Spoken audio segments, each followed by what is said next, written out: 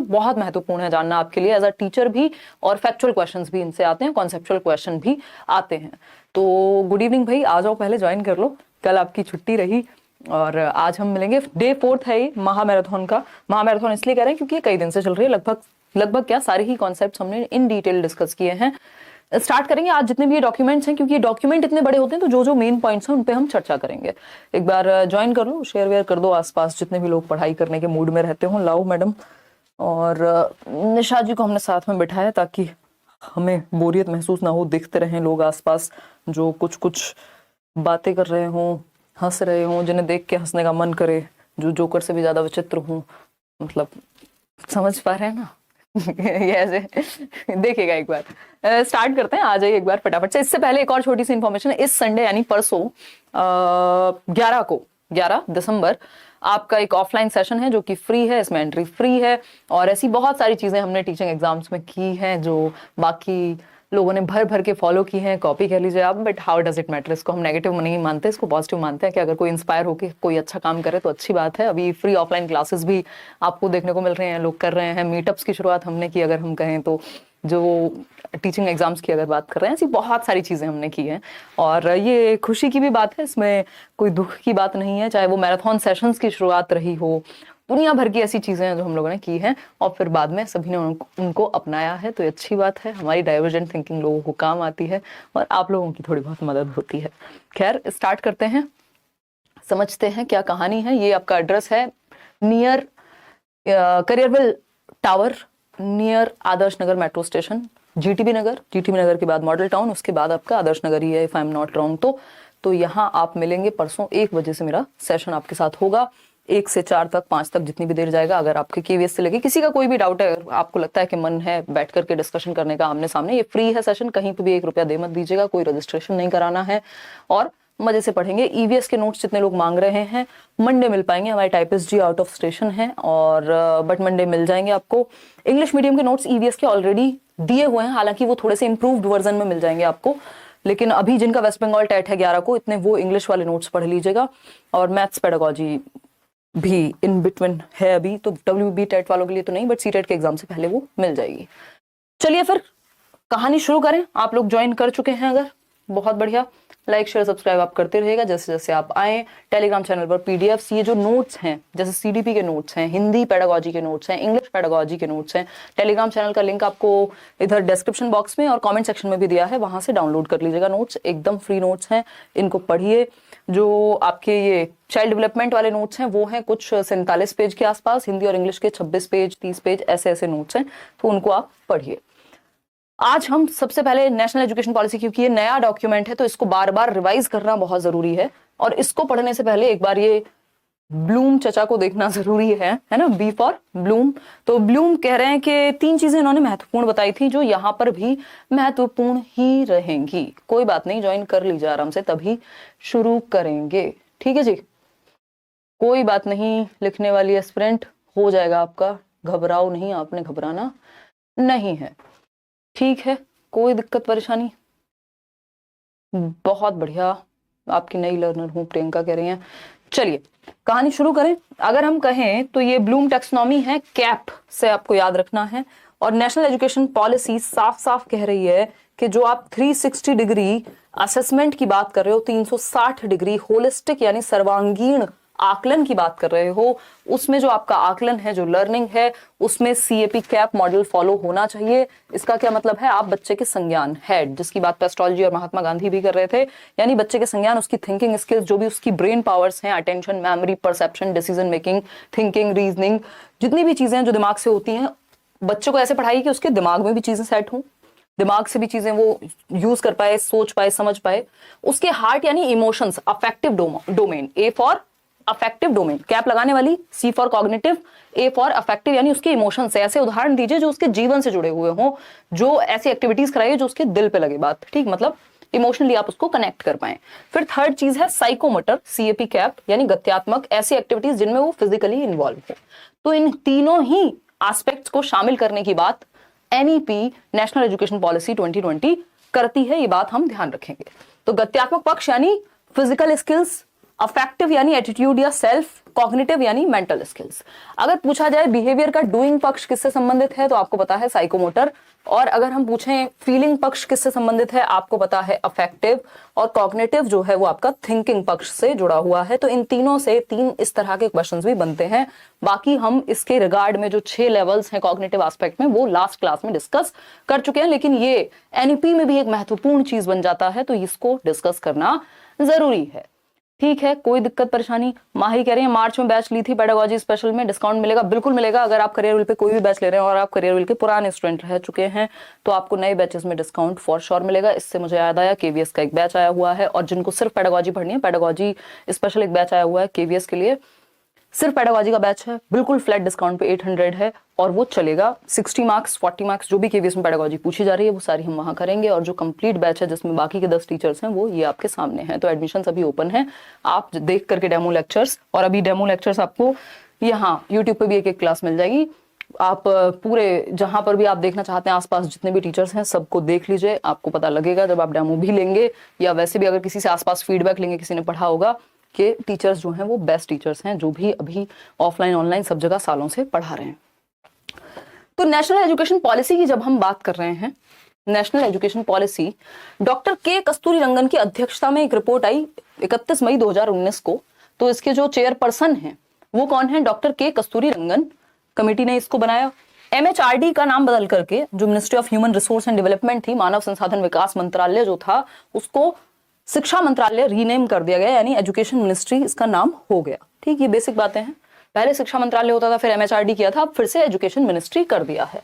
इसमें एक नया फॉर्मेट जो है वो इंट्रोड्यूस हुआ, 5+3+3+4। पहले क्या होता था 10+2+3, यानी 10वीं 10 साल, फिर 2 साल आपका 11वीं 12वीं सीनियर सेकेंडरी, और सेकेंडरी 10वीं था, और आपका ग्रेजुएशन जो है वो 3 साल। ये था पैटर्न। अभी क्या क्या है 5+3+3+4, या 10+2 स्कूल एजुकेशन अगर थी तो अभी उसको 5+3+3+4, 534 एक ट्रिक है इसकी जिससे आपको ये याद रहेगा। बस 534 में करना क्या है, 3 का स्क्वायर कर देना है, यानी 3 जो है वो 2 बार है ना। पहले 5 साल शुरुआत के फाउंडेशनल पीरियड है आपका, बिल्कुल जहां पे बुनियाद बनाई जाएगी, फिर आपका 3 साल प्रेपरेटरी, फिर आपका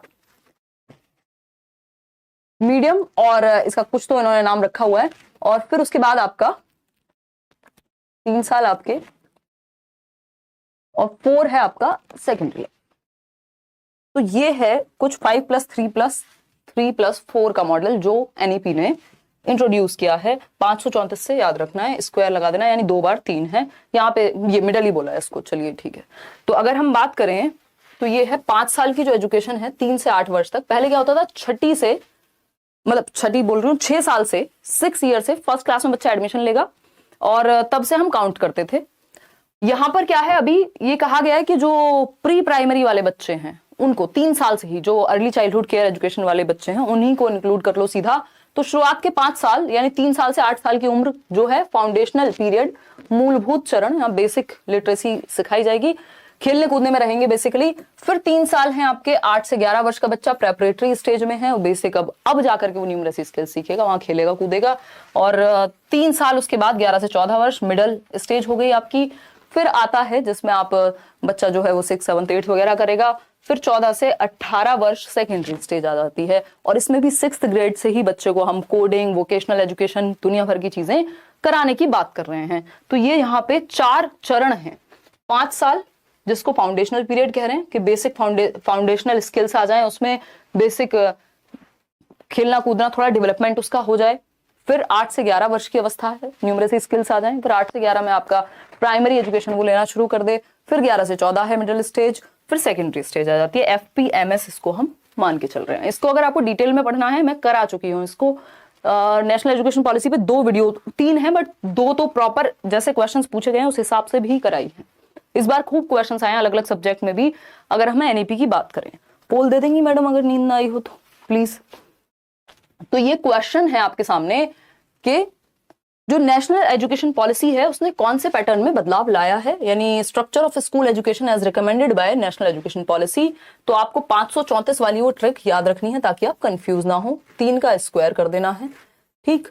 तो इसमें आंसर क्या सही होगा फटाफट से आप कमेंट करके बताएंगे। इतने में ये लिख देती हूँ ताकि आपको बार बार ये चीज याद रहे। भाई 5 + 3 + 3 + 4 FPMS फाउंडेशनल पीरियड 5 साल का, प्रेपरेटरी स्टेज 3 साल की, मिडिल स्टेज 3 साल की और सेकेंडरी स्टेज 4 साल की। ठीक है, ये चारों के नाम FPMS के थ्रू ही याद रखने हैं। ए ऑप्शन एकदम सही है। आप लोग कह रहे हैं इसको अपनी मर्जी से 4 को 2 + 2, ये मैथ्स नहीं चल रहा कि हम अपनी मर्जी से लिख दें, है ना, 5 को 2 + 3 लिख दें, ऐसा नहीं चलेगा। 5 + 3 + 3 + 4 जब तक ये ऑप्शन में है तब तक कोई और ऑप्शन हमें चूज करने की आवश्यकता नहीं है। 96% लोग आंसर सही दे रहे हैं, मतलब इसमें भी लोग हैं जो गड़बड़ कर रहे हैं आंसर में, मतलब इसमें भी 4% लोग हैं जिनको सही उत्तर देने में समस्या हुई। तो A option is the right answer. आगे बढ़ेंगे और समझेंगे। अब आप सो सकती हैं फिर से। देखिएगा, तो ये पुराने जमाने की बात है। एक समय पे क्या होता था, एजुकेशन ऐसे वर्क करती थी, 10 साल + 2 साल, यानी 6 साल की उम्र में पहली क्लास में बच्चा जाता था। मतलब अभी भी यही है, बट अब चेंजेस आ जाएंगे नेशनल एजुकेशन पॉलिसी की वजह से। 10 साल की उम्र में, मतलब 10 साल की एजुकेशन है, 6 साल की उम्र में बच्चा कक्षा 1 में जाएगा, और अगर हम बात कर रहे हैं 16 साल तक 10वीं उसकी हो जाएगी। फिर उसके बाद 2 साल थे, 2 साल कौन से हैं, ये 11वीं और 12वीं की, 16 से 18 वर्ष। इसको परिवर्तन, जो न्यू एकेडमिक स्ट्रक्चर है उसमें परिवर्तन आ जाएगा। 10 + 2 से काम अभी नहीं चलेगा। ये था 10 + 2 एग्जिस्टिंग स्कीम जो हमारी चल रही है अभी तक। अब जब ये लागू हो जाएगी पूरी तरीके से तो एकेडमिक स्ट्रक्चर ऐसे बन जाएगा। FPMS आप देख पा रहे हैं, 3 साल शुरुआत के आंगनबाड़ी वाला टाइम, फिर 2 साल जो है आपके 6 से 8 वर्ष यानी क्लास 1 और 2, यानी ये 5 साल जो है शुरुआत के, इनको 2 तरीके से तोड़ा हुआ है। 3 साल है आंगनबाड़ी के, 2 साल है फिर आपके बेसिक क्लास 1 और 2 के। ठीक है, फाउंडेशनल पीरियड में multi level education, play activity based learning होगी। प्रेपरेटरी स्टेज में जाकर के बच्चा थोड़ा एक्टिविटी के थ्रू स्किल्स वगैरह डेवलप करेगा, न्यूमरेसी स्किल्स एंड ऑल। फिर मिडिल स्टेज में तो साइंस, मैथमेटिक्स, आर्ट्स वगैरह पढ़ेगा 6th क्लास में, और सेकेंडरी स्टेज में again critical thinking and all पे बहुत ज्यादा जोर दिया है इन्होंने, और ये एक बार आप देख पाएंगे। चलिए कहानी को आगे बढ़ाते हैं। ठीक, अगर इसको हम ऐसे देखना चाहें कि जो हमने शुरुआत के 5 साल लगाए हैं, उन 5 साल में 3 साल आंगनबाड़ी के हैं या प्ले वे के हैं, फिर 2 साल कक्षा 1 और 2 के हैं, तो इसमें मल्टी लेवल प्ले एक्टिविटी होगी। फिर जो उसके बाद के 3 साल हैं उसमें बच्चा डिस्कवरी मेथड एंड ऑल का इंटरेक्ट करके न्यूमरेसी स्किल्स वगैरह आप सिखाएंगे। फिर आएंगे इस पर मिडिल स्कूल पर एक्सपीरियंशियल लर्निंग पे फोकस किया है, यानी अनुभवात्मक अधिगम पर फोकस किया, बच्चों को रियल लाइफ एक्सपीरियंस हम दे पाए। सेकेंडरी स्टेज में जो वो मल्टी डिसिप्लिनरी सब्जेक्ट्स हैं, फ्लेक्सिबिलिटी की बात की है, साइंस, कॉमर्स और ह्यूमैनिटीज को अलग अलग बांटने की जगह पूल ऑफ सब्जेक्ट्स होंगे जिनमें से चूज करने का अधिकार बच्चे के पास आ जाएगा। 6th क्लास से ही कोडिंग और वोकेशनल एजुकेशन, इंटर्नशिप वगैरह पे फोकस किया जाएगा। इसमें एक क्वेश्चन बहुत आया कि जो असेसमेंट है, असेसमेंट मतलब आकलन, कि बच्चा सीख कैसे रहा है, इसका पता करने के लिए इन्होंने एक तरह की असेसमेंट पॉलिसी की बात की, वो है 360 डिग्री असेसमेंट, यानी 360 डिग्री असेसमेंट, यानी बच्चे को चहुमुखी रूप से चारों तरफ से असेस करना है, आकलन करना है, यानी बच्चा खुद का भी आकलन करे, सेल्फ असेसमेंट यानी स्वयं आकलन, यानी वो अगर कोई काम आपने उससे कराया और आप उससे पूछे बेटा तुम खुद को कितना नंबर देते हो, वो कहेगा मैं 10 में से 8 दूंगा अगर ईमानदारी से बताऊं, यानी वो खुद का ही आकलन कर पाए। या कोई काम वो करके लाया और उसको बोले एक बार तुम देखो इसको कि तुम्हें क्या लगता है इसमें कहाँ इंप्रूवमेंट की जरूरत है, ये हुआ सेल्फ असेसमेंट कि बच्चा खुद का आकलन खुद कर सके। तो एक पार्ट तो इसमें ये हुआ।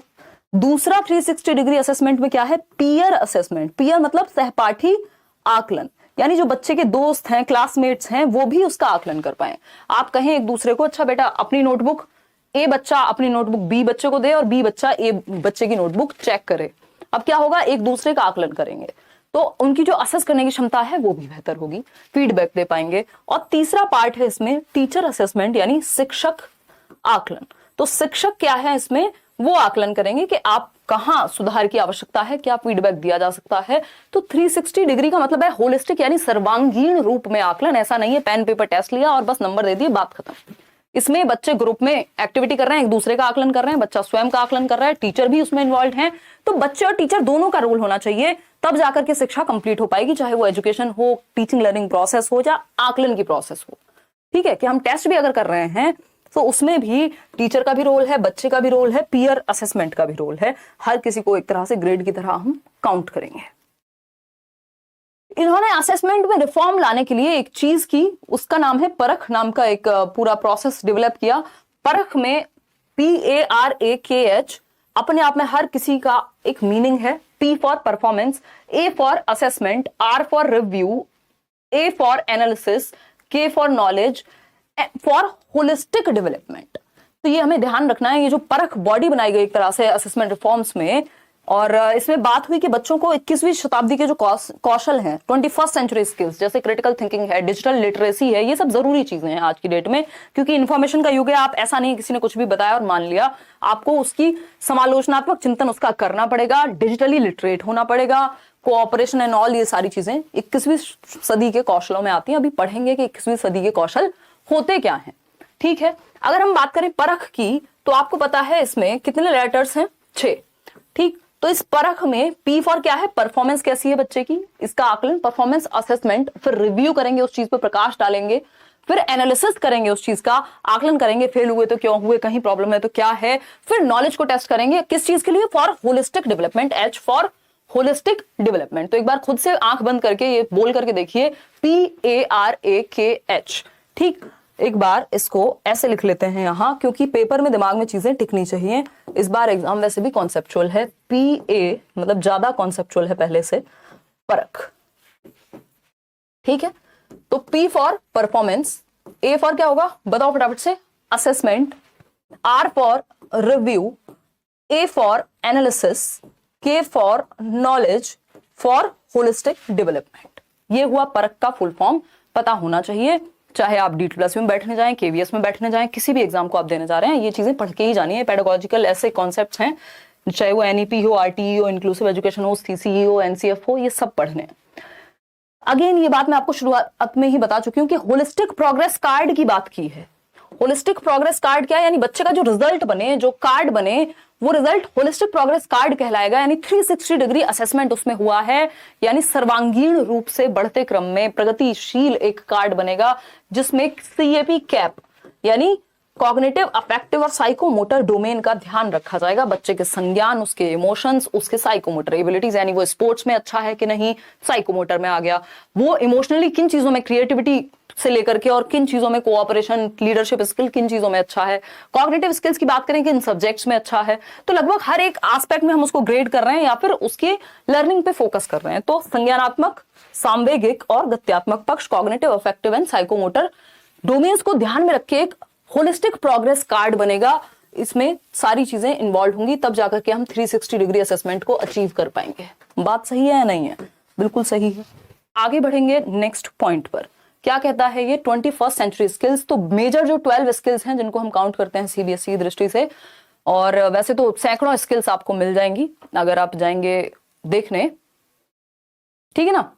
चलिए समझते हैं फटाफट से, और लाइक शेयर सब्सक्राइब करना अगर आप भूल गए हैं तो आप कर सकते हैं। बहुत सारी चीजें हैं अभी जो हम पढ़ने वाले हैं। ये ऐसी चीजें जितनी बार आप पढ़ेंगे, ये हम कई बार कर भी चुके हैं, लेकिन जितनी बार आप पढ़ेंगे उतनी बार बेहतर, ये इससे कोई नुकसान नहीं होने वाला, ठीक है। कितने लोग अभी हम जुड़े हुए हैं? 23,000 लोग। लाइक किया है सिर्फ 10,000 लोगों ने। चलिए कोई बात नहीं। तो ये क्रिटिकल स्किल्स हैं, जो 12 क्रिटिकल थिंकिंग स्किल्स हैं जो महत्वपूर्ण हैं। अब ये महत्वपूर्ण क्यों है, कैसे हैं, क्या कहानी है, उस पर हम अभी आएंगे। चले, ये 12 स्किल्स हैं, 12 कौशल हैं ये आपके, जो महत्वपूर्ण हैं भयंकर रूप से। ठीक है बात या नहीं है?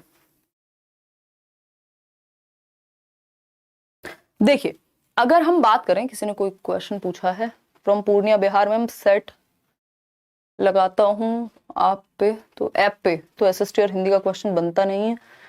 अरुण सर को बोलिए कि अब क्वेश्चन कराएं, मुझे 130+ लाना है। गरीब, क्या नाम है आपका? गरीब नवाज। तो नवाज, इसमें बिल्कुल आप साथ साथ प्रैक्टिस भी करते रहिए, बोल देंगे कोई बात नहीं। देखिएगा 21st century skills, previous year को ध्यान में रख के एनालाइज करते रहना है। इस बार क्वेश्चंस थोड़े से हटके थे हिंदी में, और SST का तो आपको ज्यादा बेहतर पता होगा। तो 21वीं सदी के जो कौशल हैं, जिनमें से हम 12 कौशल को सबसे ज्यादा महत्वपूर्ण मान रहे हैं, तो इसमें क्रिटिकल थिंकिंग, समालोचनात्मक चिंतन, हम एक बात के लगभग हर पहलू को जांच पाएं, बस मान ना ले। किसी ने कहा 2000 के नोट में चिप है, हमने मान ली। कोई और अफवाह उड़ी, फलानी वैकेंसी तब आ रही है, हमने मान लिया। अब वो आई 2 साल बाद, लेकिन हम तो मान के बैठे हुए हैं, उस हिसाब से हमने डिसीजन ले लिए। अगर कोई वेबसाइट है लेट्स लर्न के नाम से कोर्स बेच रही है, जाके खरीद लिया आंख बंद करके, ये भी नहीं देखा कि वेरीफाइड है नहीं है। जो चैनल है इतने सारे, अगर कोई इन्फॉर्मेशन टेढ़ी मेढ़ी दे रहा है तो वो ऑथेंटिक चीज है कि नहीं है। मतलब क्रिटिकल थिंकिंग का प्रयोग हम नहीं कर पाते, लेकिन बच्चों में हमें ये चीज डेवलप करनी है कि हम लगभग हर पक्ष में, ऑल एस्पेक्ट्स में चीजों को देख पाए, फैक्ट और ओपिनियन के बीच अंतर को जान पाए। ये है क्रिटिकल थिंकिंग, यानी आप जितनी भी आपकी कॉग्निटिव स्किल्स हैं उनका प्रयोग करके हर एक पक्ष में चीजों को समझ पाए, रिफ्लेक्ट कर पाए, कंट्रोल कर पाए, मैनेज कर पाए, अवेयर हो, डेटा हो आपके पास, उसके आधार पर फैक्ट्स को आप जान पाए और एनालाइज कर पाए। कोलैबोरेशन यानी सहयोग के माध्यम से सीख पाए, एक दूसरे के साथ बच्चे ग्रुप लर्निंग करें, क्योंकि बच्चे जब ग्रुप में होते हैं तो बेहतर सीखते हैं, सहयोग करके बेहतर सीखते हैं, टीम स्किल्स जो है डेवलप होती है उनकी, लीडरशिप स्किल्स उनकी डेवलप होती हैं, स्पोर्ट्समैनशिप या स्पोर्ट्स पर्सन की जो एबिलिटी है वो उनके अंदर डेवलप होती है, टॉलरेंस आती है जब ग्रुप में काम करते हैं, एक दूसरे को हेल्प कर पाएंगे। इंफॉर्मेशन लिटरेसी यानी आज की डेट में जो बेसिक जितनी भी टेक्नोलॉजिकल एडवांसमेंट है उसका प्रयोग करके हम लिटरेट हो पाए इंफॉर्मेशन के संबंध में। टेक्नोलॉजिकल लिटरेसी, भाई इतनी बेसिक टेक्नोलॉजी हमें यूज करनी आनी चाहिए। डिजिटल लिटरेसी भी इसको आप दूसरे शब्दों में कह सकते हो कि बेसिक कंप्यूटर चलाना है, कुछ और ऐसे काम है टेक्नोलॉजी का प्रयोग करके वो सब कर पाए। इनिशिएटिव लेना हर किसी के बस का नहीं होता, इनिशिएट करना, चीजों को कुछ नया शुरुआत करना। अगर आप एरिक एरिक्सन की थियरी में देखेंगे तो इनिशिएटिव वर्सेस गिल्ट की एक स्टेज आती है, तो बच्चा इनिशिएट करे इस चीज के लिए हम उसको बढ़ावा दें, गिल्ट ना है उसमें। सोशल स्किल्स बच्चे की डेवलप हो कि कैसे ग्रुप में काम करना है, कैसे समाज के प्रति आगे बढ़ाना है। लर्निंग एक सोशल क्या है, प्रोसेस है, कैसे सब साथ में मिलकर के आएंगे, कोऑपरेट करेंगे, जो भी प्रॉब्लम्स हैं उन प्रॉब्लम्स को सॉल्व करेंगे, डिसीजन लेंगे। क्रिएटिविटी, रचनात्मकता को बढ़ावा देना है, कुछ नया करने पे बल हो, कुछ नया सोचने पे हम जोर दे पाए। ठीक है, कोई दिक्कत परेशानी नहीं है इस बात को समझने में। कम्युनिकेट करना अपने आप में, कम्युनिकेशन क्या है, एक स्किल है, और आज के दौर में अपनी बात को ढंग से कह पाना अपने आप में बहुत बड़ी स्किल है। तो कम्युनिकेशन भी एक ऐसी स्किल है जो जरूरी है ना। संप्रेषण का कौशल, तनिष्क कह रहे हैं मैम संडे को सीट मिल जाएगी ना, मैं बिहार से दिल्ली आ गया हूं, बट आपका एक ऑफलाइन क्लास देखा था, बहुत ज्यादा ही स्टूडेंट्स थे।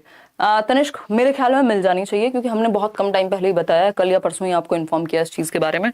तो बाकी तो अरे कर लेंगे यार मैनेज, क्या दिक्कत है, खड़े होके बैठ के जैसे होगा मैनेज कर लेंगे, थोड़ा पहले आ जाना और क्या है। देखिएगा अगर हम बात करें, बहुत बढ़िया, मिलेंगे परसों। फिर आता है मीडिया लिटरेसी, यानी मीडिया के भी इतने सारे साधन हैं आज की डेट में, उनके बारे में आप लिटरेट हो, लीडरशिप स्किल्स आपके अंदर डेवलप हो, एक दिशा दे पाए आप औरों को भी खुद को भी। प्रोडक्टिविटी, कैसे आप समय को सही तरीके से यूज कर पाए, चीजें जो करना चाहते हैं वो कर पाए, डांस भी कर लो तुम बैठे बैठे। फ्लेक्सिबिलिटी, यानी हम रिजिड ना हो, हमारे अंदर चेंज होने की क्षमता हो, जब समय बदलता है तो हम भी बदल पाए। तो ये चेंज वाली जो एबिलिटी है यही फ्लेक्सिबिलिटी है यहाँ। तो ये 12 स्किल्स हैं जिनको हम critical thinking, sorry 21st century skills कह रहे हैं, कि किसी शताब्दी के कौशल है जो जरूरी है कि हम स्कूल्स में बच्चों को अलग अलग एक्टिविटी के माध्यम से सिखाएं, चाहे उनको हम ट्रिप पे ले जाके सिखा रहे हैं, कुछ चीजें एक्टिविटीज अलग अलग करवा रहे हैं तब सिखा रहे हैं, एंड ऑल। ठीक, reduction in curriculum content to enhance essential learning and critical thinking, यानी कि हम क्या कर रहे हैं, जो करिकुलम है उसको थोड़ा सा घटा दें, ऐसा ना हो बच्चे से भारी बस्ता हो। एक रिपोर्ट आई थी 1992-93 में लर्निंग विदाउट बर्डन की, यानी बोझ ना बन जाए अधिगम बच्चे पे। तो इसेंशियल लर्निंग और क्रिटिकल थिंकिंग पे फोकस करके करिकुलम का लोड बहुत ज्यादा नहीं बढ़ाना, उसको कम करना है, रिडक्शन करना है उसमें पाठ्यचर्या में। और करिकुलम क्या है, करिकुलम में सब कुछ आता है स्कूल में, जो पैर रखने से लेकर के कदम रखने से लेकर बाहर निकलने तक करिकुलम सब कुछ है। पाठ्यचर्या करिकुलम का एक हिस्सा होता है, सिलेबस, पाठ्यक्रम। चलिए थोड़ा सा फास्ट करते हैं। जेंडर इंक्लूजन फंड हो, कि भाई हम जेंडर पैरिटी की बात कर रहे हैं, तो अगर हम स्पेशली फीमेल्स को भी इंक्लूड कर रहे हैं तो उसके लिए कुछ एक्स्ट्रा हम एफर्ट्स डाल पाए। ठीक, केजीबीवी जो आपकी कस्तूरबा गांधी बाल विद्यालय है, उनको ग्रेड 12 तक हम इन्वॉल्व कर पाए। Reduction in the curriculum to core concepts, ये ध्यान रखनी है ये लाइन, कि जो करिकुलम में रिडक्शन है, कमी है पाठ्यचर्या में, वो कोर कॉन्सेप्ट्स, यानी जो कोर कॉन्सेप्ट्स हैं उनको हम सिखा पाए, बाकी हम रिड्यूस कर दें करिकुलम को। बहुत ज्यादा बड़ा नहीं होना चाहिए, लेंथी नहीं होना चाहिए करिकुलम, यानी पाठ्यचर्या आपकी। करिकुलम और पेडागोजी जो है स्कूल्स में, वो लर्निंग कैसी होनी चाहिए, होलिस्टिक होनी चाहिए। ये वर्ड्स पे ध्यान दीजिएगा, सर्वांगीण यानी लगभग हर एक पक्ष को इंक्लूड करे, इंटीग्रेटेड हो, एक सब्जेक्ट दूसरे सब्जेक्ट से जुड़ा हुआ हो, एंजॉयबल हो यानी बच्चे आनंद ले पाए, और एंगेजिंग यानी वो बच्चे क्या है, एक्सप्लोर कर रहे हो, इन्वॉल्व हो, उनका मन लगा रहे लर्निंग में। बात तो ठीक है। रिकॉग्नाइज कर पाए, आइडेंटिफाई कर पाए, फोस्टर कर पाए हम हर एक बच्चे की यूनिक कैपेबिलिटी को। हर एक बच्चा क्या है, विशिष्ट है, अपने आप में कुछ यूनिक रखता है तनिष्क, तो हम उस चीज का ध्यान रख पाए। Respect for diversity and respect for the local context, यानी जिस संदर्भ से, जिस लोकल कॉन्टेक्स्ट से बच्चा आ रहा है, जिस परिवेश से बच्चा आ रहा है, उसका भी हम ध्यान रख पाए, उसकी सांस्कृतिक पक्ष का भी हम ध्यान रख पाए, सामाजिक और सांस्कृतिक पक्ष का, और डाइवर्सिटी यानी सारे बच्चे एक जैसे नहीं होंगे क्लास में, अलग अलग तरह के बच्चे होंगे, इन चीजों को हम समझ पाए। इक्विटी एंड इंक्लूजन, अभी हम इंक्लूसिव एजुकेशन पढ़ेंगे, 5 नंबर का टॉपिक है। तो इंक्लूजन का यानी समावेशन का हम ध्यान रखें, हर तरह के बच्चे को, चाहे वो गिफ्टेड है, नॉर्मल है, एवरेज है, या मंद बुद्धि है, या कोई टैलेंटेड बच्चा है, क्रिएटिव है, ब्लाइंड बच्चा है, कोई और समस्या है, हर तरह के बच्चे को हम क्लास में बिठा करके सिखा पाए, इक्विटी यानी समता का प्रयोग कर पाए, उसकी नीड के अकॉर्डिंग एजुकेशनल एक्टिविटीज को डिजाइन कर पाए। अब आती है जेंडर आइडेंटिटीज को हम ध्यान में रखें, सोशियो कल्चरल आइडेंटिटीज को हम ध्यान में रखें, किसी को नीचा और ऊंचा ना दिखाएं, ज्योग्राफिकल आइडेंटिटीज, कौन किस ज्योग्राफी से आ रहा है, तो हर एक बच्चे को इंक्लूड करना है, उसके जो भी क्षमताएं वो लेकर के आए परिवेश से अपने। डिसेबिलिटीज को हम इंक्लूड कर पाए, सोशियो इकोनॉमिक कंडीशंस का ध्यान रख पाए बच्चों की, socially and economically disadvantage groups बनाए जाएं जो स्पेशली काम करें उन लोगों के लिए जो सोशली और इकोनॉमिकली डिसएडवांटेज हैं, यानी वंचित हैं सामाजिक और आर्थिक रूप से। इसको नोट कर लीजिएगा, SCDGs, ये सब मैंने नोट्स में आपको दिया है, अगर नोट नहीं भी कर रहे हैं तो ध्यान जरूर रखेंगे इस चीज का। अगर लैंग्वेज के विषय में हम बात कर रहे हैं तो NEP आपको कह रही है कि 3 लैंग्वेज फॉर्मूला को फ्लेक्सिबली यूज करना है। 3 लैंग्वेज फॉर्मूला क्या था कि 3 भाषाएं प्राथमिक स्तर पर पढ़ाई जाएं, जिसमें से पहली भाषा मातृभाषा होनी चाहिए, दूसरी भाषा, अगर मातृभाषा हिंदी नहीं है तो दूसरी भाषा हिंदी होगी, तीसरी भाषा कोई भी मॉडर्न इंडियन लैंग्वेज है, इंग्लिश हो जाएगी। तो ये एक बेसिक बात हुई। नो लैंग्वेजेस बीइंग इम्पोज्ड, इस बात का ध्यान रखिएगा, बहुत क्वेश्चन पूछे गए हैं। किसी भी भाषा को आप थोप नहीं सकते बच्चे पे, अप्लाई नहीं कर सकते, इम्पोज नहीं कर सकते, उसको अपनी मदर टंग यानी मातृभाषा का प्रयोग करने की स्वतंत्रता होनी चाहिए, अपनी चॉइस से वो लैंग्वेज पढ़ पाए। मदर टंग और रीजनल लैंग्वेज टिल ग्रेड 5, कक्षा 5 तक जो क्षेत्रीय और मातृ भाषा है उसकी, जो घर में यूज करता है, होम लैंग्वेज है, नेटिव लैंग्वेज है, उसका आप प्रयोग उसको करने देंगे। बच्चे की मातृभाषा को डिस्करेज यानी हतोत्साहित नहीं करना होता। फिर आती है Sanskrit as an option at all levels, यानी बेसिकली जो आपकी इंडियन क्लासिकल लैंग्वेजेस हैं उनको एक ऑप्शनल की तरह रखने देना है स्कूल्स में। संस्कृत क्या है, एक ऑप्शनल की तरह होनी चाहिए बच्चे के पास, वो जिस लेवल पे पढ़ना चाहे, एक ऑप्शनल सब्जेक्ट के रूप में, एडिशनल सब्जेक्ट के रूप में। जितनी भी सांस्कृतिक भाषाएं क्लासिकल लैंग्वेजेस हैं उनको आप एक ऑप्शनल या एडिशनल सब्जेक्ट के रूप में रख पाएंगे।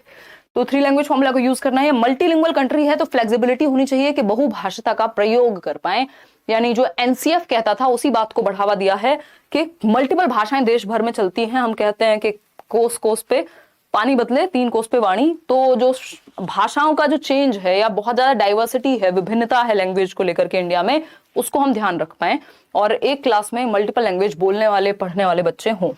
ISL को बढ़ावा देना यानी इंडियन साइन लैंग्वेज को हमें प्रमोट करना है, ये एक बेसिक सी बात है। तो लैंग्वेज के कॉन्सेप्ट में, लैंग्वेज के कॉन्टेक्स्ट में ये सारी बातें हैं। अब आते हैं इंक्लूसिव एजुकेशन पे। ये थी NEP के मेन मुद्दे। हालांकि मैंने अलग से एक सेशन बनाया हुआ है, 2 सेशन इवन NEP पे, और एक पुराना है 3। अब इंक्लूसिव एजुकेशन, क्योंकि जो भी इनके मेन पॉइंट्स हैं उनको समझना बहुत जरूरी है। इस टाइम पर पेपर के टाइम पे सारी चीजें रिवाइज हो जानी चाहिए। स्पीड थोड़ी ज्यादा है तो आप कम कर लीजिएगा अगर आपको लगे कि समझने में तकलीफ हो रही है तो, है ना। तकलीफ समझते हैं।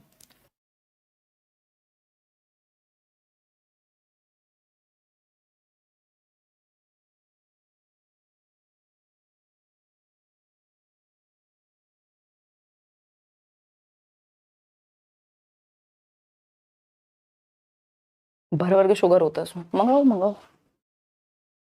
निशा कॉफी ऑर्डर करने के मूड में है। खाना प्लेट लगवा दें तुम्हारी।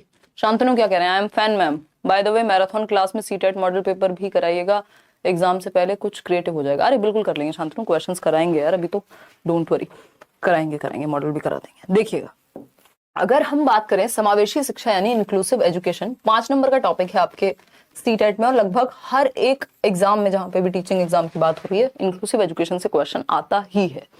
समावेशी का अगर जो वर्ड है इंक्लूसिव, इंक्लूसिव मतलब इंक्लूड करने से बना है, सबको इंक्लूड करना है। Education for all, education for all यानी सभी के लिए शिक्षा। ये बहुत ही पॉजिटिव वर्ड है, पूरे एग्जाम में आप इसको ध्यान में रख सकते हैं। एजुकेशन फॉर ऑल यानी सभी के लिए शिक्षा। भाई जैसे मदर नेचर जो हमारी प्रकृति है, जिसको हम माता के रूप में देख रहे हैं, वो सबको इंक्लूड करके रखे हुए हैं। यानी हवा चल रही है तो सबके लिए समान है। अगर 2 लोग खड़े हैं तो ऐसा नहीं किसी एक को ही हवा लगेगी दूसरे वाले को नहीं लगेगी, है ना।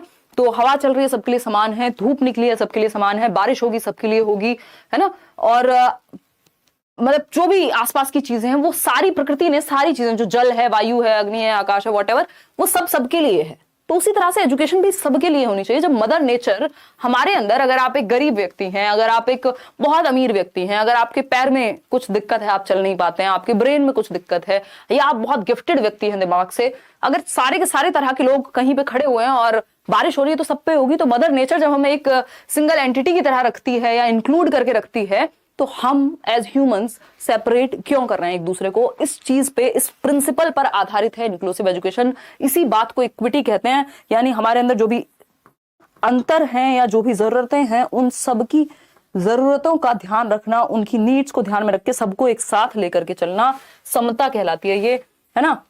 तो इक्विटी एंड इक्वालिटी के प्रिंसिपल पर, समता और समानता के प्रिंसिपल पर ये आधारित है। समता क्या है?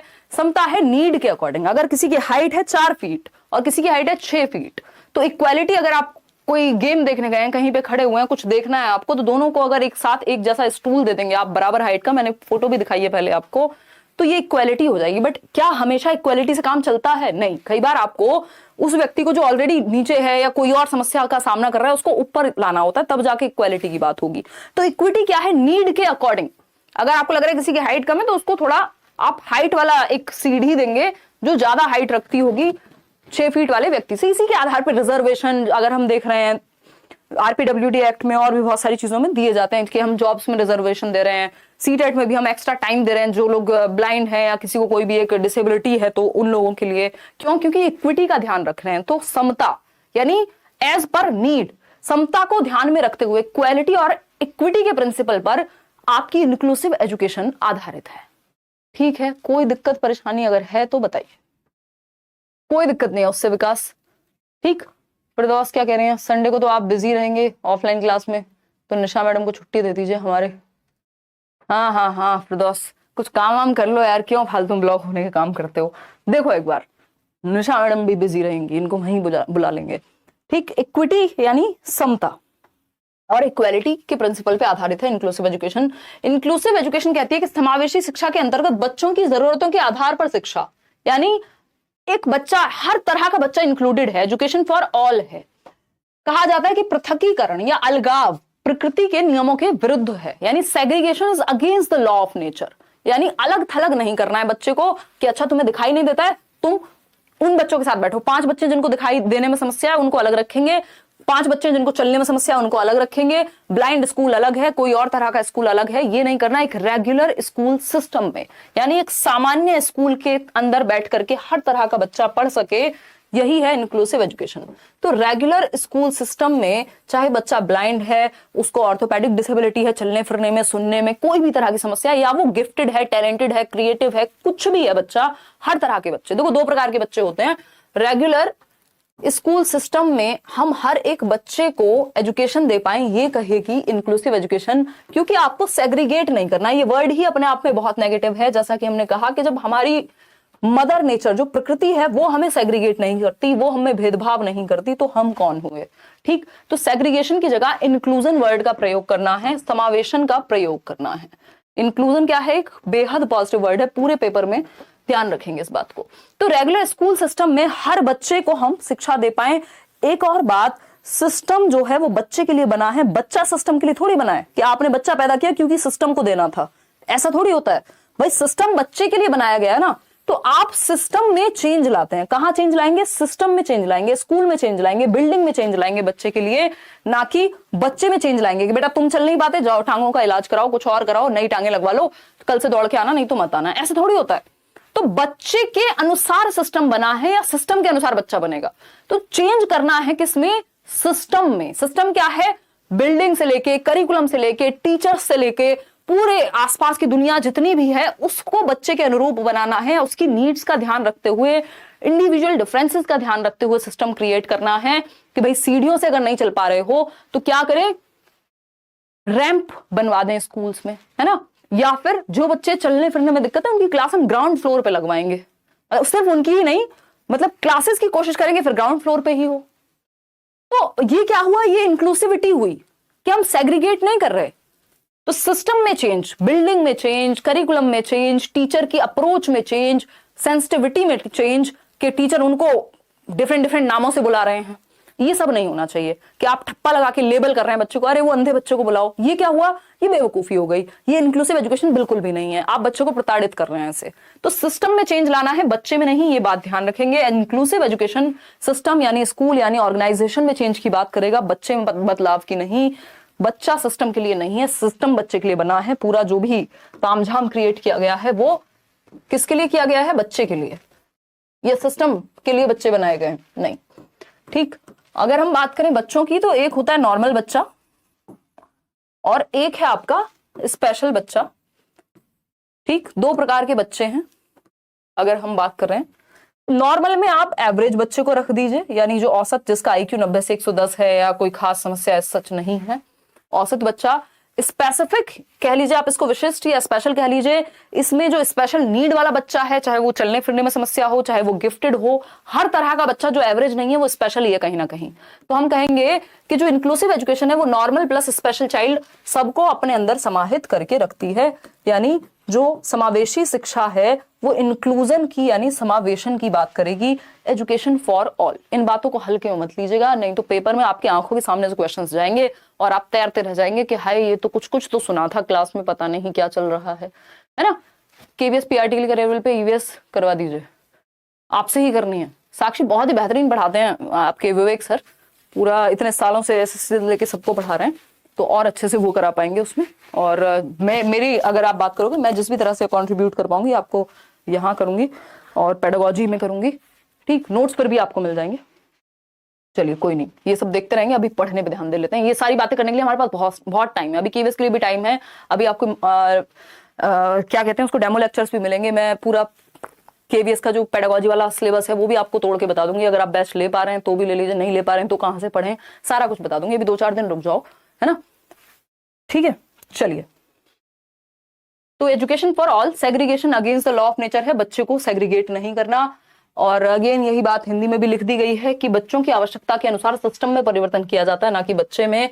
तो सिस्टम में बदलाव करना है, बच्चे में नहीं, क्योंकि सिस्टम बच्चे के लिए है।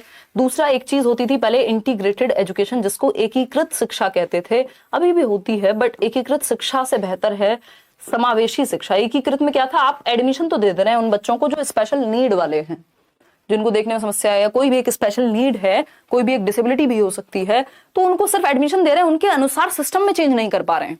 तो ये इंटीग्रेटेड थी। इंटीग्रेटेड से बेहतर क्या है, इंक्लूसिव है, कि हम सिस्टम में भी चेंज कर पा रहे हैं, बच्चे की नीड के अकॉर्डिंग हम सिस्टम में परिवर्तन कर पा रहे हैं। तो ये बेहतर हुआ इंक्लूसिव एजुकेशन इंटीग्रेटेड एजुकेशन से। ये एक वन लाइनर की बात हो गई। ये नोट्स फ्री हैं, पढ़ लीजिएगा डाउनलोड करके। बाद में आप आस पड़ोसियों को भी कहेंगे कि बहुत अच्छा हुआ, चाहे आपने दुनिया के किसी टीचर, दुनिया की किसी किताब, दुनिया के किसी नोट्स कहीं से भी पढ़ा हुआ है। ये 47 पेज जरूर पढ़ के जाइएगा, इसमें भी कुछ क्वेश्चन हैं, देखिएगा। अगर हम बात करें, मतलब क्वेश्चन तो एक्स्ट्रा में है, कॉन्सेप्ट तो है ही सारे, तो अगर वो क्वेश्चन वाले पेज हटा देंगे तो और कम हो जाएंगे। ठीक, हिंदी के भी इंग्लिश के भी नोट्स मैं दे चुकी हूँ, पेडागोजी के, मैथ्स के और ईवीएस के आपको मिलेंगे, पेपर से पहले मिल जाएंगे, डोंट वरी। देखिएगा, अगर हम बात कर रहे हैं, ये सब छोड़ दीजिएगा, अभी ज्यादा इंपॉर्टेंट नहीं है। ये संयुक्त राष्ट्र संघ की बात हो रही है, यूएन की। तो यूनाइटेड नेशंस की अगर हम बात करें तो 1993 में ये कहा गया था कि जो लोग वंचित हैं, डेप्राइव्ड हैं किसी भी तरह से, चाहे कोई बच्चा आर्थिक रूप से, यानी उसके पास उतना पैसा नहीं है कि वो पढ़ पाए, एजुकेशन ले पाए, चाहे फिजिकली उसको कोई प्रॉब्लम है, चाहे देखने में उसको प्रॉब्लम है, डेफ एंड डम्ब है, ब्लाइंड है, कोई भी प्रॉब्लम अगर है, या बौद्धिक स्तर में कुछ किसी का आईक्यू बिल्कुल ही कम है, तो हम उसको भी पढ़ा पाए, मतलब हर बच्चे को इंक्लूड कर पाए। किसी के सेंसेस में कोई दिक्कत है, स्त्री पुरुष से लेकर के किसी भी तरह का भेदभाव नहीं हो, इस चीज को ध्यान में रखें। इसके आधार पर फिर आपका इंक्लूसिव एजुकेशन निकल करके आई। ये यूएन की मीटिंग में 1993 की बात हो रही है। अब एक और चीज है जो इंक्लूसिव एजुकेशन की जब हम बात कर रहे हैं तो डिसेबल्ड बच्चों की बात आती है, और डिसेबल्ड बच्चों के लिए भारत में 6 से 18 वर्ष तक फ्री एंड कंपलसरी एजुकेशन का प्रावधान है। नॉर्मल बच्चों के लिए जब आप अभी आरटीई पढ़ेंगे, राइट टू एजुकेशन एक्ट, तो उसमें 6 से 14 वर्ष के बच्चे फ्री, यानी फ्री एंड कंपलसरी, निःशुल्क एवं अनिवार्य शिक्षा। लेकिन जब बात उसी की डिसेबिलिटी की आती है तो डिसेबल्ड बच्चों के लिए 6 से 18 वर्ष है। आरपीडब्ल्यूडी एक्ट में अलग से ये बात कही गई है, अभी आरपीडब्ल्यूडी एक्ट हम करने वाले हैं। तो और ये 86वें संविधान संशोधन के तहत हुआ। अब कुछ डिसेबिलिटी के प्रकार हैं जिनसे क्वेश्चन डायरेक्ट आता है, उसको फटाफट से समझ लेते हैं। अपनी एनर्जी बना करके रखनी है। एग्जाम डेट कब तक आ सकती है, any idea, so that we can plan की सारा रिवीजन हो जाए एक बार। Thanks in advance. दिव्यांजलि, वो मैं भी कराऊंगी आपको उस समय पे भी, अलग अलग सब्जेक्ट की मैराथन तभी रखेंगे जस्ट पहले ही, और क्वेश्चंस तो करते ही रहेंगे तब तक। तो मुझे लगता है कि एग्जाम डेट अगर 16 के बाद पेपर होना है तो और 2-4-6 दिन में पता लग जाना चाहिए। इतने आप पढ़ाई अपनी करते रहिए।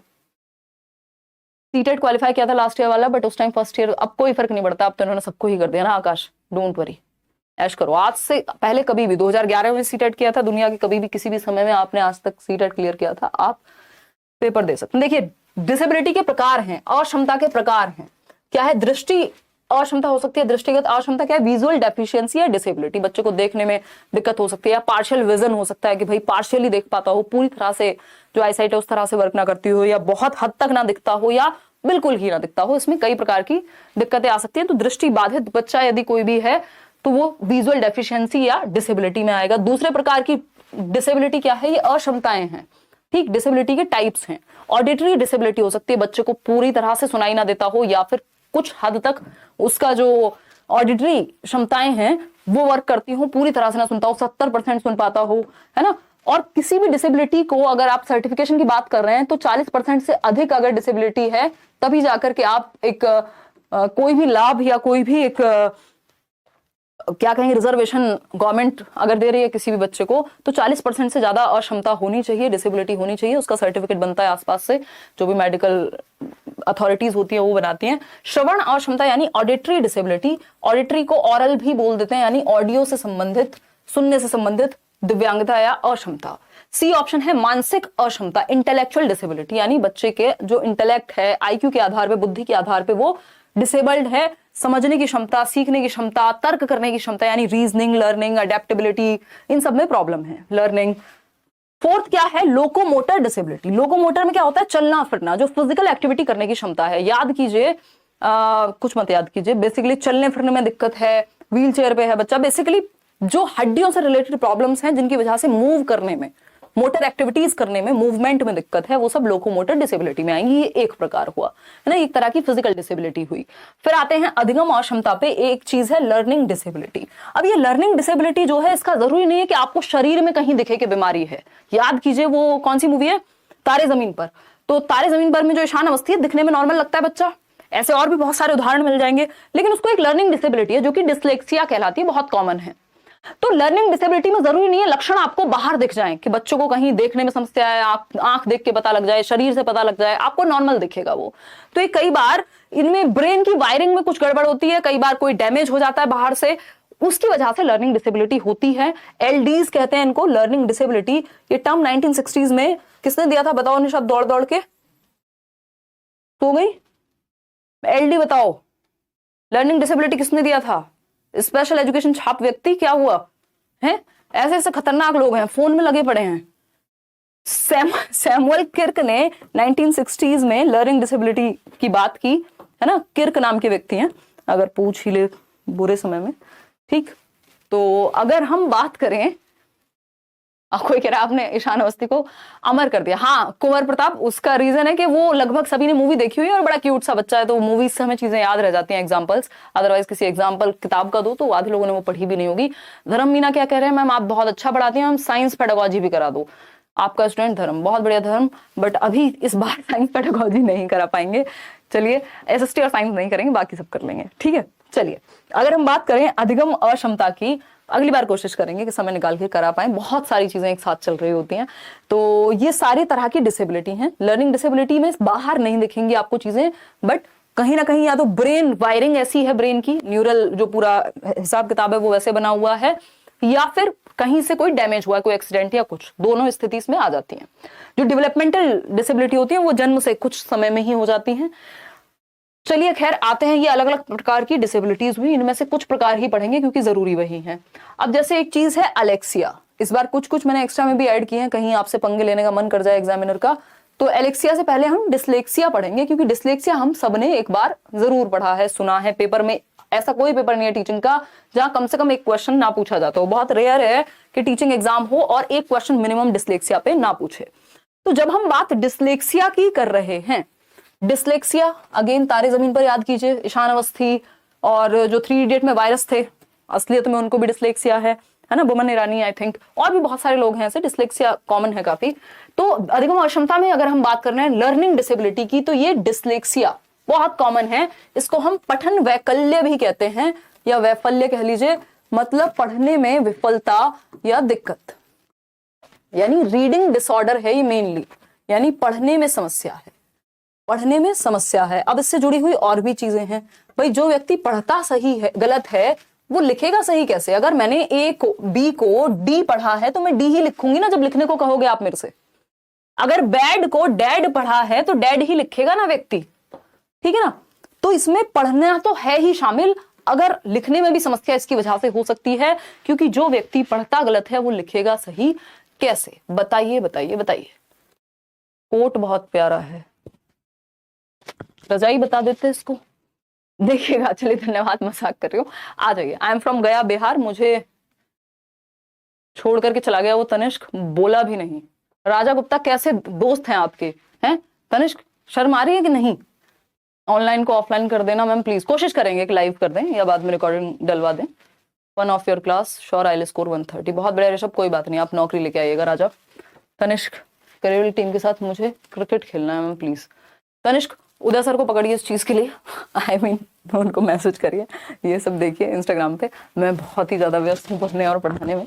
देखिए अगर हम बात करें ई व, अब कुछ कुछ चीजें हैं रीडिंग डिसेबिलिटी की जब हम बात कर रहे हैं तो इसमें पढ़ना तो संबंधित है ही, लिखना भी आ सकता है। तो यदि ऑप्शन में पढ़ना नहीं दिया हुआ सिर्फ, तो आप लिखने को भी काउंट कर सकते हैं और या दोनों को भी काउंट कर सकते हैं। वैसे मेजरली 99% केसेस में रीडिंग डिसेबिलिटी काउंट होती है। हिंदी पेडागोजी का क्लास करवाएंगे कृष्णराज, इंग्लिश का भी करवाएंगे, ईवीएस के भी कुछ क्लासेस कराएंगे, बट थोड़ा रुक के कराएंगे। अभी पहले सीडीपी आज कंप्लीट हो जाएगा, फिर कुछ छोटे छोटे टॉपिक्स हैं, कुछ क्वेश्चन हैं, वो सब चलेंगे, तो डोंट वरी। डिसलेक्सिया एक व्यापक शब्द है। अब मैं सोच रही हूँ जिस दिन डेट अनाउंस हो जाएगी फिर तब से नेक्स्ट मैराथन्स कंटिन्यू करेंगे।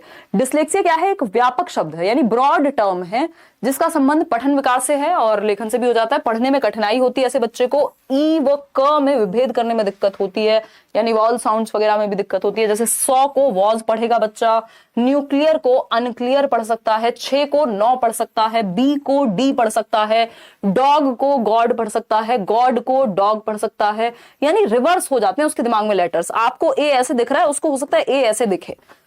तो जो ब्रेन इमेजिंग है एक तरह से लेटर्स रिवर्स में काम करते हैं, उसके ब्रेन में जो प्रोसेसिंग होती है वो रिवर्स हो जाते हैं लेटर्स, या उनका क्रम याद रखने में, अक्षरों का क्रम याद रखने में दिक्कत होती है। जैसे 100 को वॉज, वॉज को 100 पढ़ना, ये सारी चीजें। कोई दिक्कत नहीं प्रतिमा, अब तो भर दीजिए फॉर्म, सोचना कुछ नहीं है, तैयारी करनी है मस्त तरीके से, कोई नहीं देख रहा, ठीक देखेगा तो उसमें आप कर भी क्या लोगे। तो अब तो आपको फॉर्म भर ही देना चाहिए शांति से।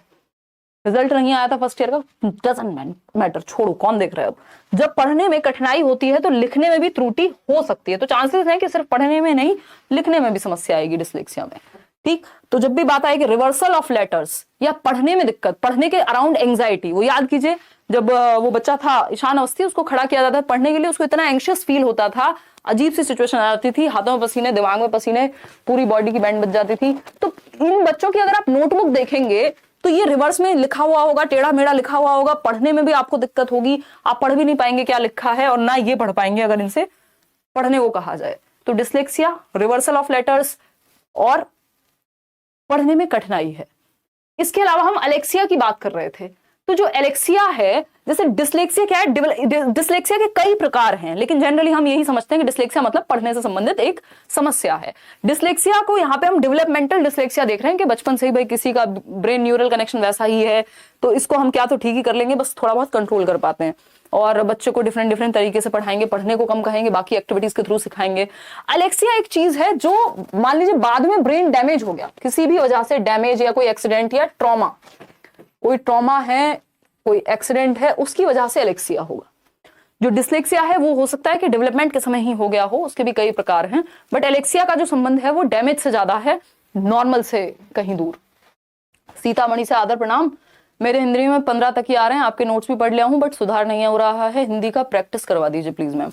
तो आप करा देंगे जहीर खान, प्रैक्टिस पक्का पक्का। बात रही आपकी कि 15 तक आ रहे हैं, तो 15 अगर पेडागोजी में आ जा रहे हैं तो बहुत बढ़िया, लेकिन अगर पैसेज में नंबर कट रहे हैं तो उस पर भी फोकस करो। डिस्ग्राफिया रिटर्न रिलेटेड डिस्कैलकुलिया, हाँ ठीक है शांतनु, इस पे आएंगे, अभी चर्चा कर रहे हैं एक एक करके। तो अगर हम बात कर रहे हैं एलेक्सिया की, तो एलेक्सिया क्या है? डैमेज ब्रेन में, कोई एक्सीडेंट हुआ, कोई डैमेज हुआ, कोई ट्रॉमा लगा, मस्तिष्क में क्षति के कारण पढ़ने में अगर अक्षमता है, तो तो उसको हम एलेक्सिया कह रहे हैं। इसे शब्द अंधता या पाठ अंधता या विजुअल अफेजिया भी कहा जाता है। इसको एक्वायर्ड डिसलेक्सिया कहते हैं दूसरी भाषा में, कि एक्वायर्ड डिसलेक्सिया है क्योंकि ट्रॉमा या डैमेज की वजह से हुआ है, वो ऑटोमेटिक होता है जो दूसरे वाला है। एलेक्सिया के कारण अफेजिया एवं डिस्ग्राफिया, यानी समझने में भी भाषा को दिक्कत हो सकती है और लिखने में भी। डिस्ग्राफिया क्या है, लिखने से संबंधित, अभी आएंगे। इस तरह की क्षमताएं भी होती है। यानी इसका मतलब क्या हुआ, हमेशा जरूरी नहीं है जिसको एलेक्सिया उसको डिस्ग्राफिया भी होगा, उसको अफेजिया भी होगा, बट हो सकता है। तो इनको कहते हैं सेकेंडरी डिसेबिलिटीज बन जाती है। यदि बच्चे को सही समय पे पहचान ना हो कि उसको कोई दिक्कत है, तो और भी सेकेंडरी डिसेबिलिटीज उसके अंदर जनरेट होने की आशंका बढ़ जाती है। तो इसलिए जरूरी है कि हम टाइम पे आइडेंटिफाई करके उसके साथ वैसे ही डील करें। तो डिसलेक्सिया पे हम चिंतन कर चुके हैं कि बच्चा रिवर्स में पढ़ेगा, बी को डी, 6 को 9, ये सब। अब एक चीज आती है अप्रेक्सिया। अप्रेक्सिया या डिस्प्रेक्सिया। तो अप्रेक्सिया बेसिकली होता है कि जिसमें संभावना ही नहीं बची है कि थोड़ा बहुत भी कुछ चेंज हो सकता है, परमानेंटली डैमेज है। डिस्प्रेक्सिया में थोड़ा बहुत बदलाव करके कुछ सुधार संभव होता है। अप्रेक्सिया जो है डैमेज की वजह से ज्यादा होता है, और वो न्यूरल कनेक्शन की वजह से। जो ए वाले हैं वो ज्यादातर लॉन्ग रन वाली इश्यूज हैं, या मतलब कहें कि परमानेंट जैसे ही हैं। परमानेंट तो ये लगभग सारे हैं, इनको पूरी तरह से ठीक कर पाना तो संभव नहीं होता, बट इनको कंट्रोल करना और मुश्किल है। जो ए वाले जितने भी लिखे हुए हैं, मेरा आंसर सही नहीं हो पा रहा है, मैं क्या करूं।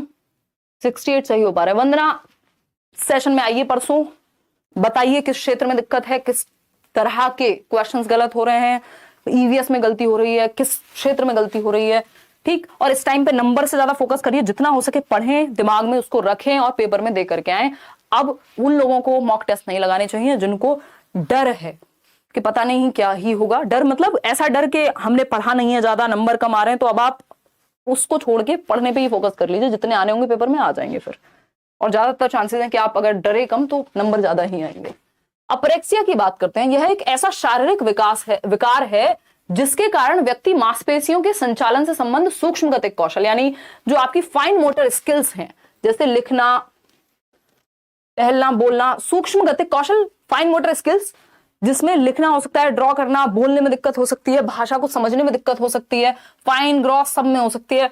यह मस्तिष्क के सेरेब्रम में क्षति के कारण होता है। यानी सेरेब्रम जो एक बड़ा सा पार्ट है आपके ब्रेन का, उसमें यदि क्षति है, डैमेज है, तो ऐसा हो सकता है। अप्रेक्सिया से ज्यादा जरूरी है डिस्प्रेक्सिया, क्योंकि अप्रेक्सिया रेयर ही कभी सीटेट में पूछा गया है, बट ये टाइप है जो पता होने चाहिए थोड़े से।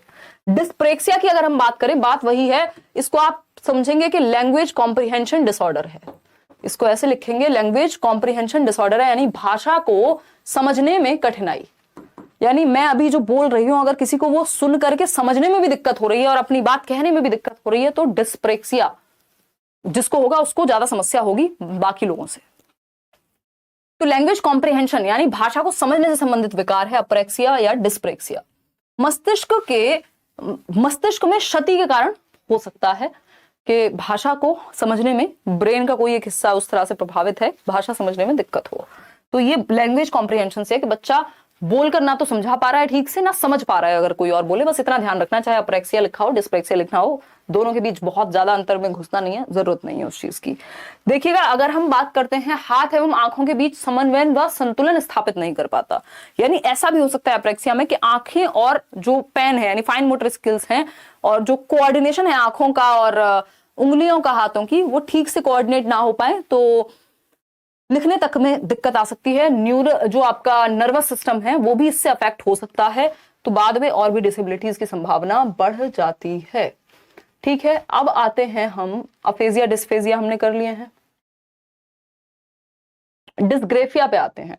डिस्ग्राफिया की जब हम बात कर रहे हैं तो ग्राफ का मतलब ही है लिखने से संबंधित, writing related problem, writing related है ये। ग्राफ का मतलब ही है लिखने से संबंधित। गर्मी लग रही है बहुत ही तेज, तो 1 मिनट दीजिएगा। एसी चला दें? तुम्हें गर्मी नहीं लग रही? अच्छा, कोने में बैठी हो ना तुम, सारी लाइट्स तो हमारे लिए छोड़ दी हैं। देखिएगा, बहुत ही बढ़िया। अभी हम सीसी वीसी सब कर लेंगे, डोंट वरी। क्लास थोड़ी हमारी लेट होती है बट आप अगले दिन भी देख सकते हैं। डिस्ग्राफिया की जब हम बात कर रहे हैं तो डिस्ग्राफिया क्या है? लेखन संबंधी विकार है, राइटिंग। ग्राफ का मतलब ही है राइटिंग रिलेटेड प्रॉब्लम, ठीक से नहीं लिख पाता बच्चा।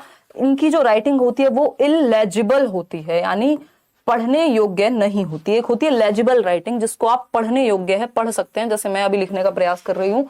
कुछ लोगों को ये भी इलेजिबल लग सकती है, यानी अगर आप इनकी नोटबुक उठा के देखेंगे पढ़ नहीं पाएंगे, लिखा क्या है बस इन्हीं को पता है। डॉक्टर्स की राइटिंग भी लगभग ऐसी ही होती है, बट उनको कोई डिस्ग्राफिया नहीं होता, वो उनका स्टाइल है बाबूराव वाला। ठीक, तो हम ये कहेंगे लेजिबल नहीं होती, इनकी जो राइटिंग होती है वो इलेजिबल होती है, पढ़ने योग्य नहीं होती, है ना। तो लेजिबल तो नहीं होती, ये कह सकते हैं हम। क्लियर बात है ये या नहीं? कहाँ की है कल्पना?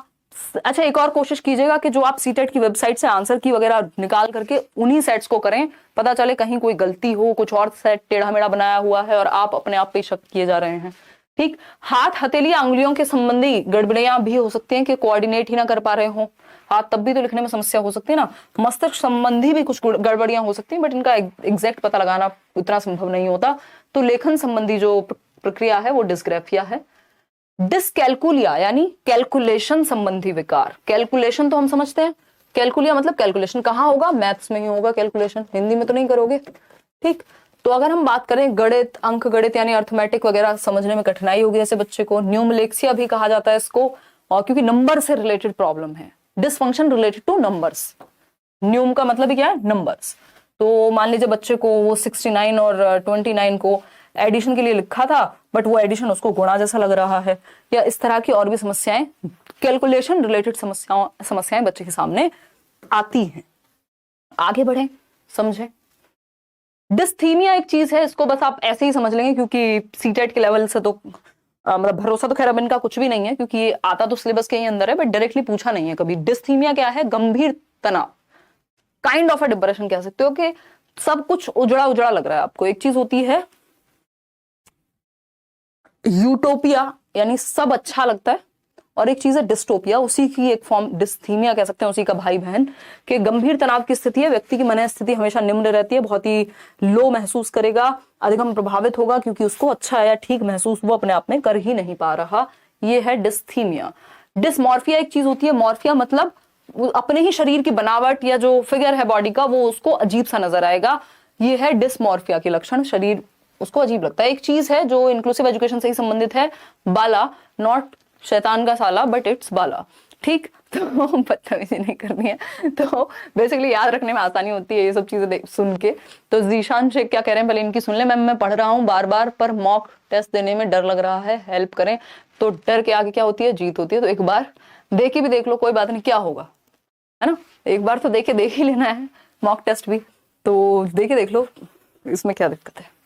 देखिए, तो अगर हम बात करें बाला की, तो बाला पेपर में पूछा था और ईवीएस के सेक्शन में भी पूछा जा चुका है, जबकि ये इंक्लूसिव एजुकेशन का हिस्सा है। तो इंक्लूसिव एजुकेशन तो किसी भी सब्जेक्ट में सीटेट में पूछी जा सकती है। BALA, B for building, A for age, L for learning, A for add.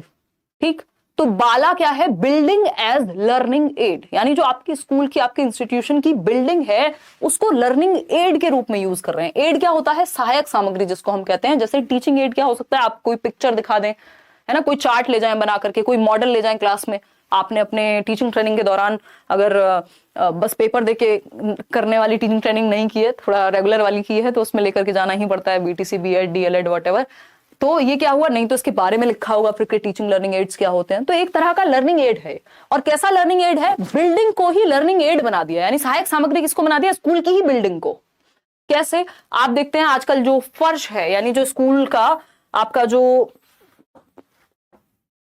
Floor है उसको ही यूज कर दिया, उस पर गिनतियां लिखी हुई हैं, सांप सीढ़ियां खेल रहे हैं बच्चे। तो बिल्डिंग को ही आप एक लर्निंग एड के रूप में यूज कर रहे हैं। आप पेपर देने जाते हैं, कई लोगों के साथ ये होता है, सेंटर पे क्लासरूम में अगर स्कूल में किसी सेंटर पड़ा हुआ है तो आपको भारत का मानचित्र बना हुआ मिल जाएगा दीवार पे, तो कई लोग तो वहीं से टेप देते हैं अगर कोई क्वेश्चन आ रहा हो तो। बिल्डिंग एज लर्निंग एड, यानी बिल्डिंग से बच्चा सीख रहा है, अगर वो आसपास बिल्डिंग के नजर मारे तो उसको बहुत कुछ सीखने को मिल जाएगा। ठीक है, तो बिल्डिंग को लर्निंग एड की तरह जब यूज किया जाए तो उसको हम बाला कहते हैं। ठीक, आप इस तरह से भी इसमें देख सकते हो। कुछ पिक्चर्स को मैंने ऐड किया है कि जैसे आप देख रहे हैं इस दीवार पे इधर अलग अलग शेप्स बनी हुई है, तो बच्चों को पता लगेगा अच्छा ट्रायंगल कौन सा होता है, अच्छा पैरेललोग्राम कौन सा होता है, रेक्टेंगल कौन सा होता है। तो ये बिल्डिंग उसकी नजर भी जाएगी तो दिमाग में सेट हो जाएगा। जैसे आप आसपास अगर एक मैप भी लगा लें इंडिया का तो आपके दिमाग में सेट हो जाएंगी चीजें। ठीक है ना। तो अगर हम कहें तो नाउन लिखा हुआ है पीछे, वर्ब, प्रोनाउन, एक पेड़ है उस पर ऐसा कुछ कुछ लिखा हुआ है ना। ये वाले मास्टर जी यहाँ सो रहे हैं, बट दैट्स ओके। अभी हम कोशिश करते हैं इस पे आ जाएं वापस से। तो ये क्या हुआ? ये बिल्डिंग को लर्निंग एड के रूप में यूज कर रहे हैं हम। एक और उदाहरण हो सकता है कि जो स्कूल की सीढ़ियां हैं वहां पे पहाड़े लिखे हुए हैं, तो बच्चा जाते आते उसका ध्यान जाएगा ही। और जब हम जितनी बार चीजें देखते हैं, हमारी बिल्डिंग ही हमें लर्निंग में अगर सहायता करे तो बिल्डिंग बन जाएगी बाला, यानी बिल्डिंग एज लर्निंग एड। ठीक है, इतनी बात क्लियर है। जिराफ बना हुआ है, कहीं पे कुछ बना हुआ है। अब देखो, जिराफ के साथ अगर बच्चों को अपनी हाइट मेजर करनी है तो आपने क्या कर दिया, इस तरह का एक स्केल बनवा दिया और हंसी हंसी में, मजाक मजाक में बच्चा सीख जाएगा। यहाँ खड़े होकर वो अपनी हाइट को मेजर कर सकता है, तो सीख भी रहा है वो कहीं ना कहीं। तो बिल्डिंग क्या बन गई, लर्निंग के लिए एक एड बन गई, सहायक बन गई सीखने में बिल्डिंग। ठीक है बात। कोई दिक्कत परेशानी इस बात को समझने में हो तो आप बता सकते हैं, नहीं हो तो भी आप बता सकते हैं। कोई भी दर्द समस्या बाकी है, जैसे स्कूल की दीवारों पर आपने देखा होगा सौर मंडल मान लीजिए बनवा दिया, तो आपको पता है कि यार सोलर सिस्टम ऐसा होता है, ये नेपच्यून है, ये अर्थ है, ये बुध है, ये फलाना है, सूरज के कौन कितने पास है। तो बच्चा ये बिल्डिंग पे देख करके समझ पा रहा है, बिल्डिंग को ही लर्निंग एड के रूप में यूज किया जा रहा है। ये बीच में क्लास का बटन है ऑन एंड ऑफ करने वाला। ठीक, अब एक आरपीडब्ल्यूडी एक्ट है जिसके बारे में थोड़ा सा आपको जान लेना है। इंग्लिश में भी इसको लिखा हुआ है, इंग्लिश वाले चक्कर खा के ना गिरे। अगर हम बात करें आरपीडब्ल्यूडी एक्ट की, तो right of persons with disability act 2016 जो जून 2017 से जाकर के लागू हुआ था। कोई भी एक्ट आता बाद में, जैसे एनईपी का भी अगर हम ड्राफ्ट की बात कर रहे हैं तो ड्राफ्ट कब आया, 2019 में। लागू तो भगवान जाने कब होगी, और नाम क्या है, 2020 है। ठीक है जी, कोई दिक्कत परेशानी? ठीक, कोई कह रहा है मैं स्कूल की दीवार पे आपका पिक बनवाऊंगा, आपको देखकर बच्चे सिखाएंगे। बहुत बढ़िया मनीषा, आपको हम क्या कह रहे हैं, फनी आज बाला समझ आया। हाँ, बस बाला नहीं भूलना है अब आपको। चलिए आगे बढ़ते हैं। तो ये डिसेबिलिटी एक्ट है, एक मिनट रुकिएगा।